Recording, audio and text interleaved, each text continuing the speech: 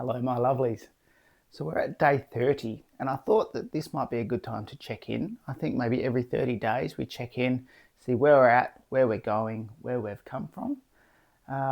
So it's been 30 days now since I've been doing the daily check-ins.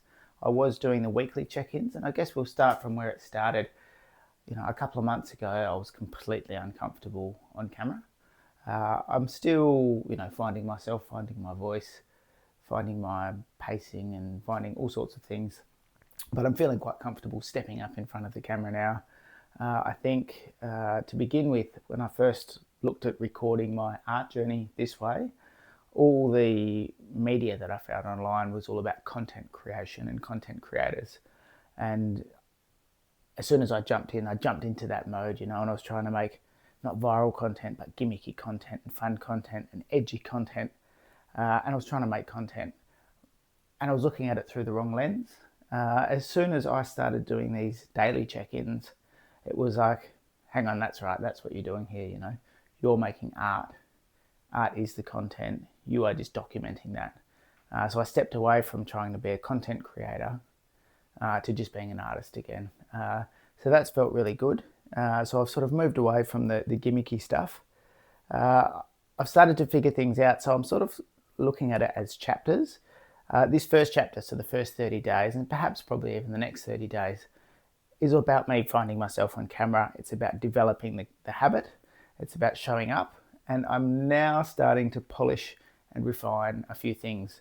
And I think I'll just focus on one thing at a time. The first thing I was sort of looking at was lighting.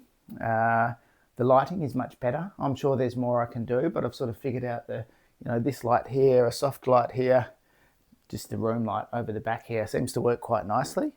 I think that my talking is a bit jumbly.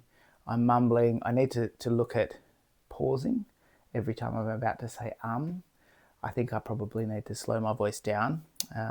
So I think there's some voice training things I could probably do, which again, that will start to come as I continue, but I am aware of the fact that pacing and things like that are something that I should be looking at.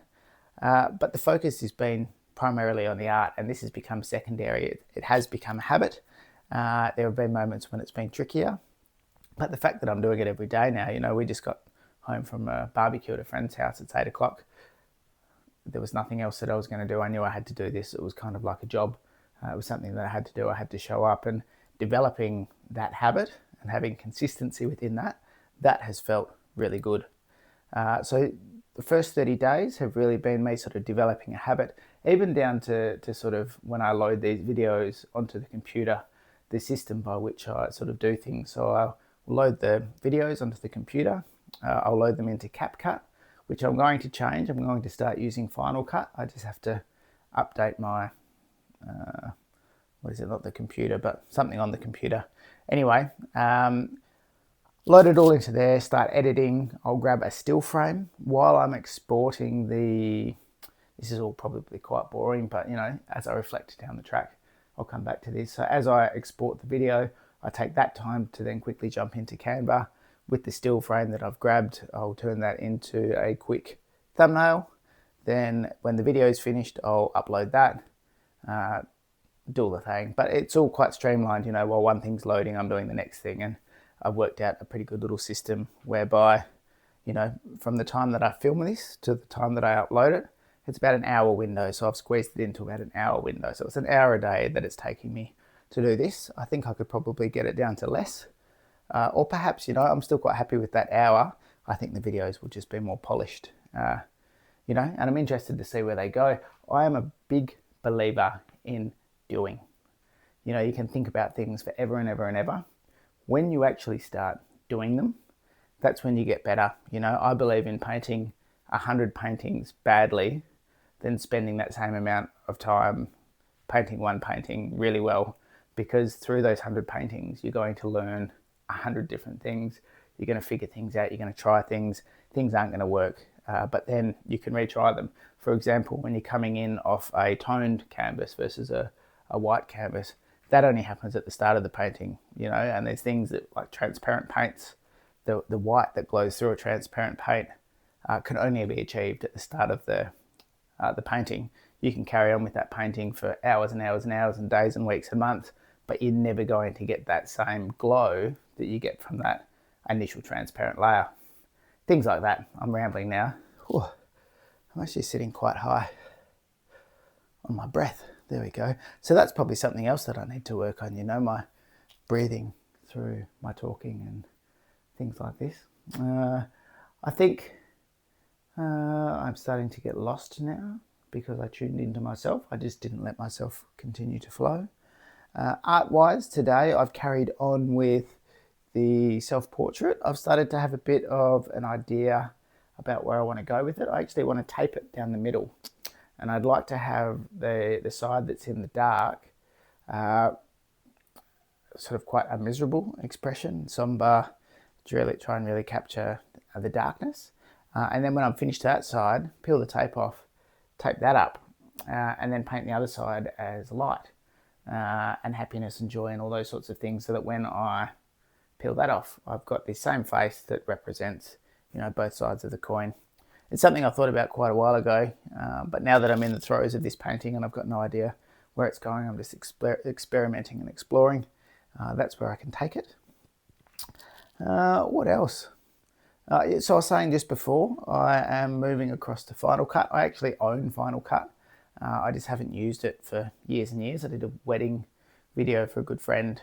It was a bit of a spoof, and so I bought the software for that. And I've always quite enjoyed video editing. And as far as editing is concerned, CapCut, super easy, quick, intuitive, but there's no depth. And I think as well, what I'd like to do is to be able to, as I'm working on paintings like this one, for example, tag it. And you can do that within Final Cut and have folders so that every video, I do these daily updates, but every video that's got a bit of this painting in it, I can load into that folder, or tag in that folder.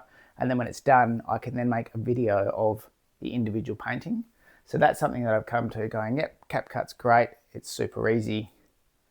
It was fun and good for those gimmicky sort of videos because it's designed for TikToks and things like that. But as far as what I want to do and document things properly, which is what this is, Final Cut's going to be the better fit, I think. Yeah, I think that is it. So that's sort of the reflection. This first chapter has been about me showing up on camera, building habits. The next chapter is going to be about me polishing the showing up on the camera. And sort of streamlining it and getting it, tighter into the process and seeing what happens there. And then who knows what the next chapter is going to be. We don't read ahead in the book, do we? We just read one chapter at a time. Anyway, I'm feeling really good within myself, in life, with the art. The art feels like it's, you get to lots of different points in the art where you feel like you're turning a corner, but things feel like they're really starting to happen. And I think the more you do anything, the more that you start to embody it completely. I've been painting for about 3 years now. In the first 6 months, I thought, oh, you beauty, I'm going to make millions of dollars off this. And I was painting these abstracts that I thought were incredible. And I look at them now and I was like, oh, yep, righto, good on you, champ. And then you go through this period of training where you just try things and you effectively become really shit. You paint a bunch of still lifes and, figurative drawings, figurative paintings and portraits, and you realise that this thing that you love, that you think you're going to do for the rest of your days, you think that you're incredible at it, and you realise that you're not. And then you keep going, and then you start to figure it out. And for me, I've effectively gone full circle. I've gone back to the abstract stuff, stuck with the portraiture, just discovered landscapes or plein airs in particular. But I'm really starting to find some direction with it and find my voice with it. I know what I do and don't want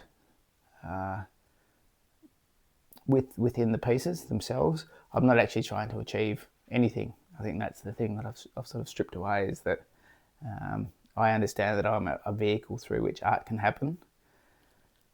And by surrendering to that, I can just let it happen. And yeah, I'll talk more about that in future videos. I think the other thing that will probably change as I continue to go along, and something that I'll start to look at, and I know I talked about it, maybe a few weeks ago, is having a bit more structure with the days. It would be nice to have a day in which I sort of reflect on the week's work and the things that have happened throughout the painting and the things I've learned, and then perhaps a day that I reflect on just life in general, and perhaps a day that I tell stories. You know, I've lived a very interesting life, a very turbulent life. Perhaps there can be a day in which, you know, Monday I sit down and start to tell a bit of my yarn, and the following Monday we carry it on, you know. So it'd be nice to kind of break it apart like that, so that each day you're tuning into something different, and obviously always pull it back to the art. Who knows, again, I'm just sort of rambling on camera here, but it's nice, you know, I'm not trying to spit and polish things. Yeah, so that's kind of where we're at. As usual, it's a pleasure to have you here. Maybe you're here in a week's time, maybe you're here in 10 years' time. That's part of the beauty of this, you know. I think the thing that really appeals to me about YouTube and documenting it this way is it's, you know, that thing on Instagram and all these other platforms where it's this immediate gratification and then it's immediately gone into the abyss. This is yeah, a bit more permanent than that, you know. This is by doing this, I'm capturing the journey as it happens, be that for better or for worse, who knows. Anyway, Tooroo, I feel like I've gone on way too long. Love ya. See you tomorrow.